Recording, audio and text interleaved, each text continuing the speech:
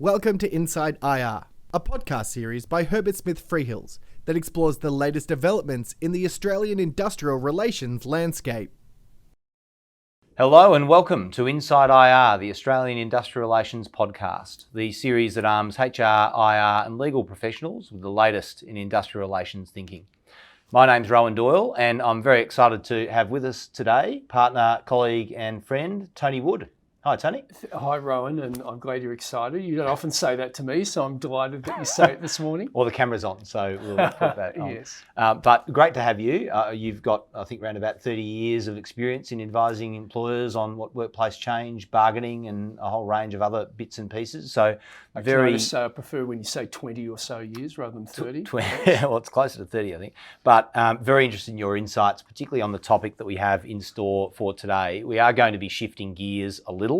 We've done a lot of talking of late about IR reform, and there'll be more to come on that in future podcast episodes. But for the moment, life goes on in the meantime, Tony, while we're waiting for bills to become acts and so on and so forth. Bargaining is still happening across the country. Employers need to get deals done, get sensible deals done on reasonable terms and conditions. They need to manage industrial action. They need to resolve disputes. And all of that is going on as we speak.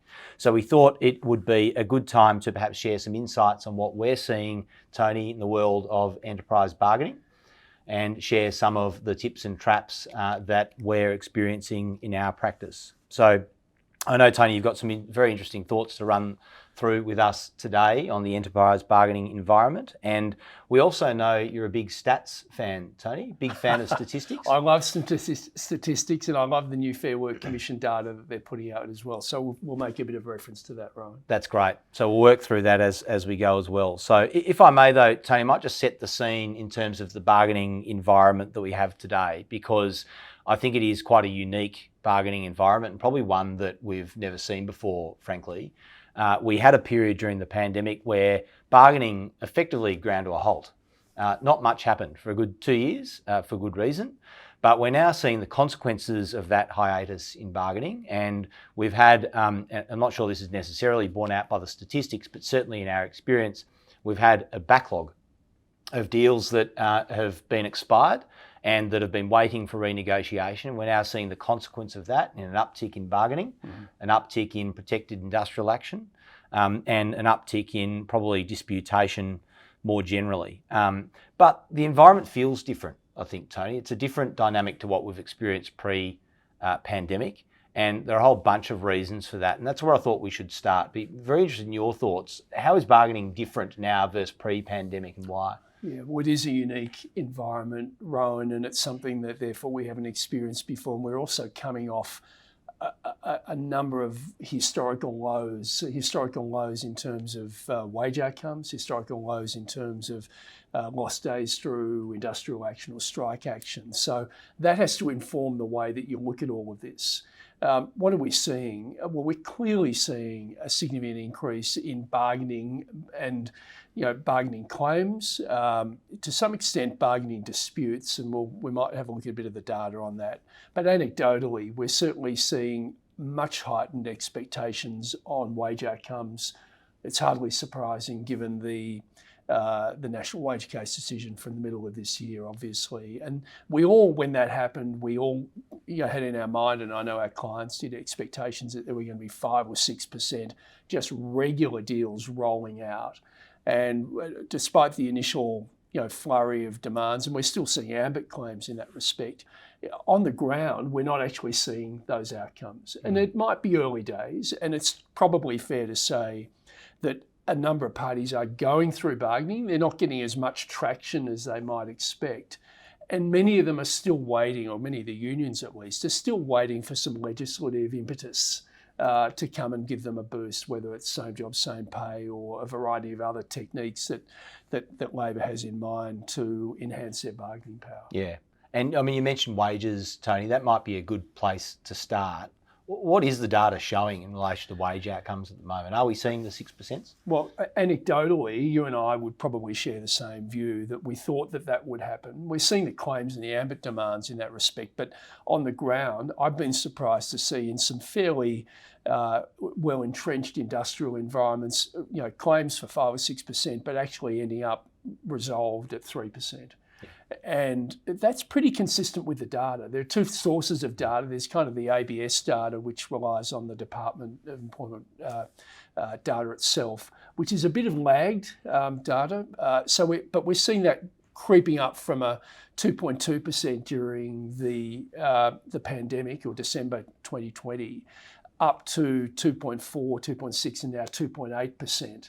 Which is pretty consistent with the history, though, isn't it? Because you look back 10 years, and generally the average wage increase in an enterprise agreement is somewhere around the twos, mid to high twos, pretty consistent. And I thought, well, how does that translate to what we're seeing in the commissions data itself? So the commissions data, I'll tell you one thing, credit to Ian Ross and what he's done in the commission. Their websites, their information portal and their data is unbelievable compared to what it was 5 or 10 or even 30 years ago, right? Absolutely. So what we're getting is real-time data coming out virtually fortnightly demonstrating what agreements are being approved. And even the most recent form of that data is showing if you like, a 3% average annual wage increase, which is just slightly different from the ABS departmental data. So real-time data, it's worth subscribing to that, by the way, as any clients can do, just getting on the Commission's website.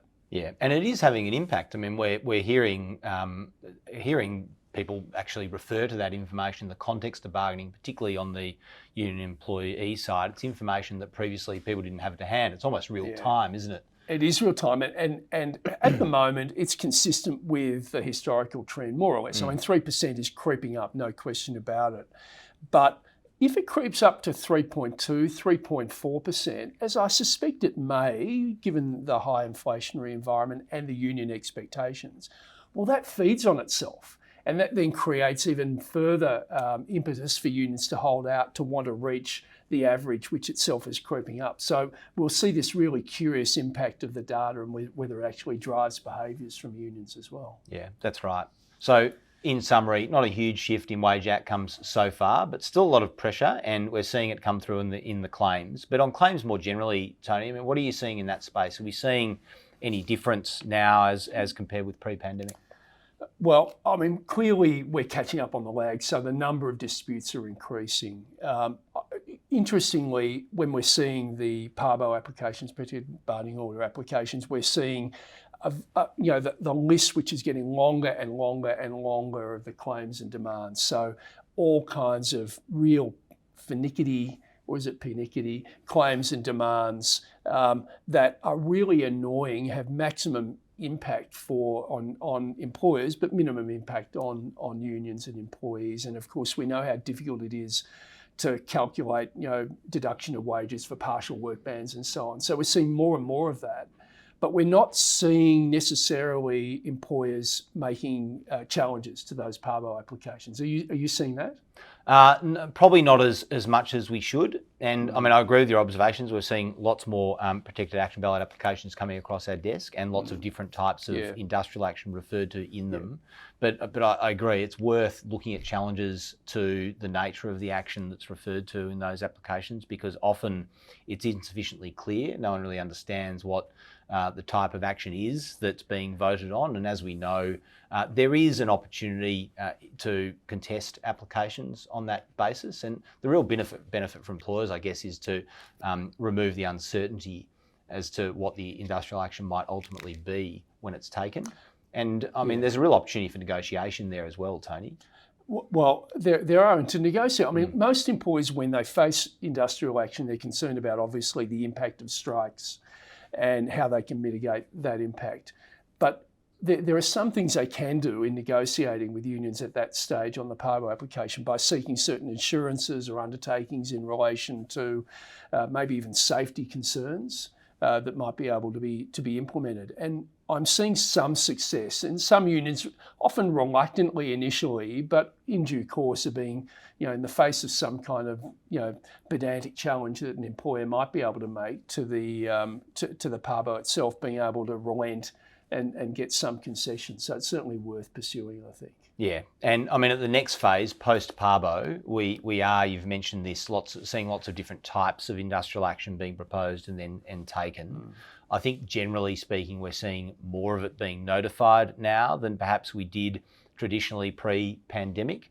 I mean, ordinarily you would see the concept of the Parbo being obtained, the declaration of results being issued, nothing happened for 30 days.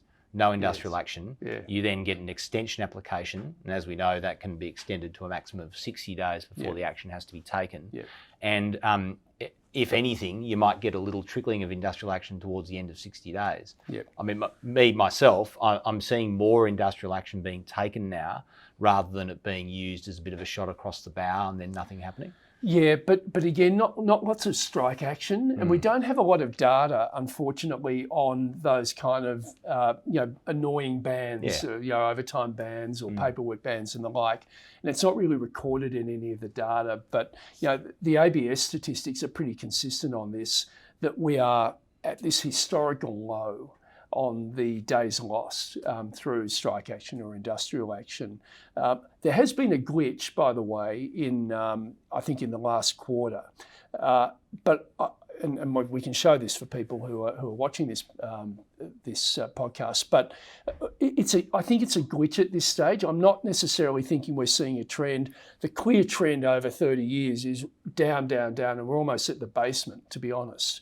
The increase may be arisen through public sector disputes in New South Wales, I think teachers and nurses. And that can have a big impact when you're working off a low bottom line. So that stuff is fairly clear. The other interesting thing that we're seeing in trend from the Commission's data is the PABO applications, and they actually really helpfully demonstrate the number of new protective ballot order applications or orders that are made against a 5-year trend. And we're trending all of this year above the 5-year trend. But as you mentioned at the beginning, Rohan, that's probably associated with a lag impact of 2 years of kind of a hiatus on enterprise bargaining, which everyone, by the way, said was the death of enterprise bargaining, which, by the way, it may well be anyway. Well, no, in my view, it's very much alive and well, just judging by, the amount of bargaining rounds that are very much live and intact at the moment, the amount of action we're seeing. But in any event, I think it will be interesting to see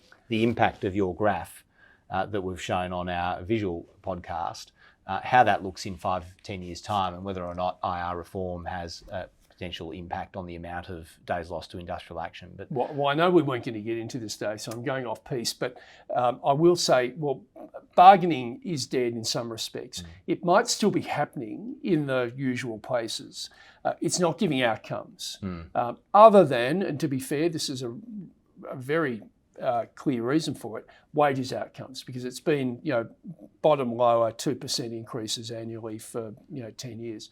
But that's a meritorious reason to be pursuing industrial action, obviously, for unions.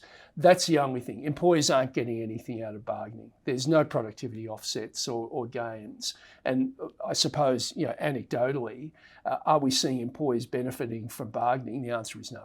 Yeah. But they are getting the benefit, if you like, from having an agreement being made and therefore having protection from industrial action during the life of the agreement. Putting that aside, I reckon every one of your clients would reach that same conclusion. What's the benefit in bargaining other than that? No, I think you're 100% spot on there, Tony. But let's come back to, you mentioned different types of industrial action being taken and overtime bans, partial work bans. Now, we're seeing a lot of that. I agree that the strikes and just flat out stoppages aren't as common as in the past, but we are seeing a lot of partial work bans.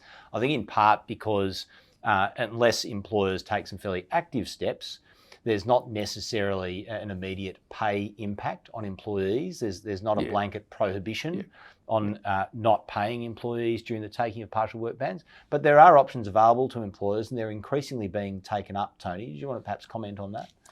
Oh, well, I mean, there are a range of options. I mean, they go through what even we're seeing access to the commission. So I'm tending to find 5 years ago, we would have said to our clients, and our clients would have universally agreed, don't take me near the commission. I don't want to see it. I don't want to hear it. I don't want them interfering with my business. Well, in the midst of a more robust kind of union response, it's not an unreasonable thing for an employer to reasonably consider, do I pursue the route of Section 240, which is effectively the conciliation option that employers have in the event of an impasse.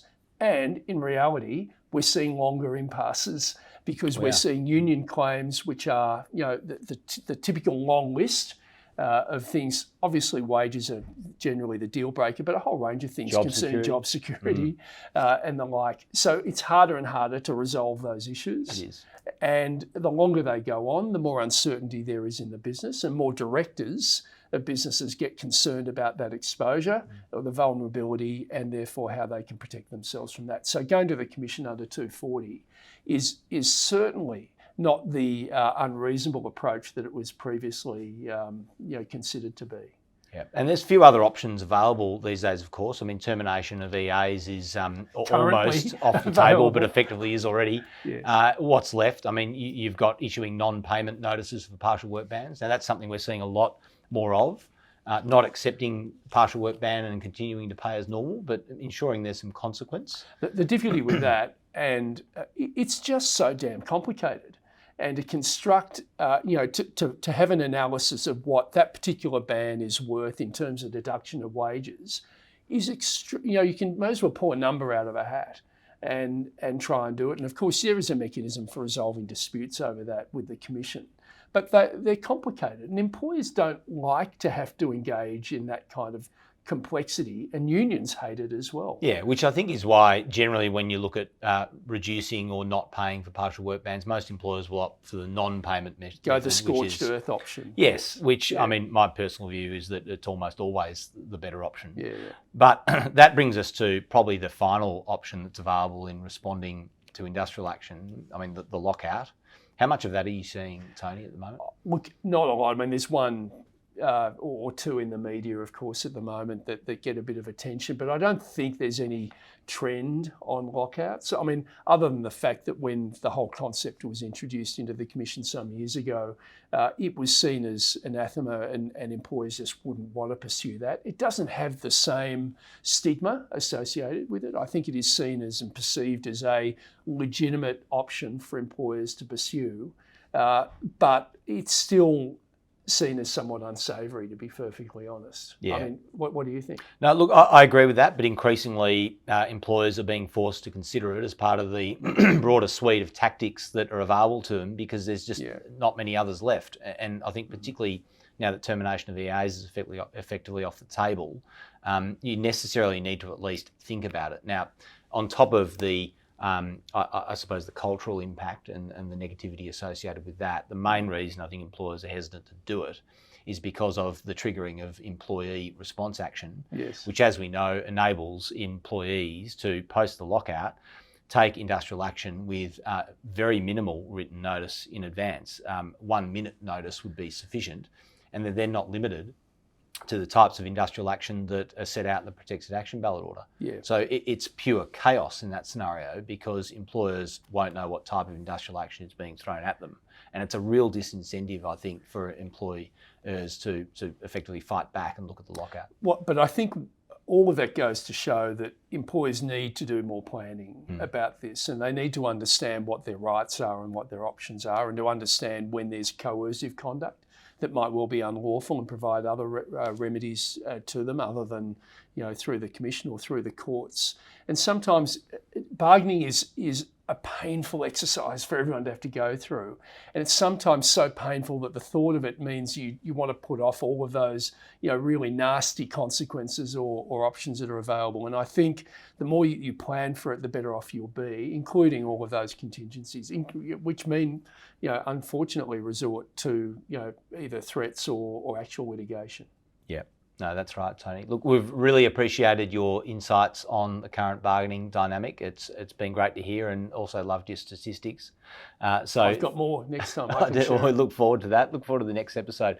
So as always, we welcome feedback. Please send us your comments, direct messages, or emails to insideir@hsf.com if you've got any feedback or ideas for things that you'd like to see covered in future episodes. Otherwise, thank you for joining us, and we look forward to seeing you on the next podcast of Inside IR. Spirit of reconciliation. Herbert Smith Freehills acknowledges the traditional custodians of country throughout Australia and their connections to land, sea, and community.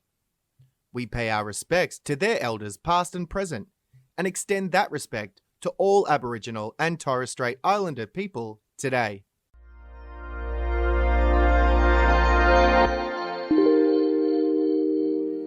You have been listening to a podcast brought to you by Herbert Smith Freehills. For more episodes, please go to our channel on iTunes, Spotify, or SoundCloud, and visit our website, herbertsmithfreehills.com, for more insights relevant to your business.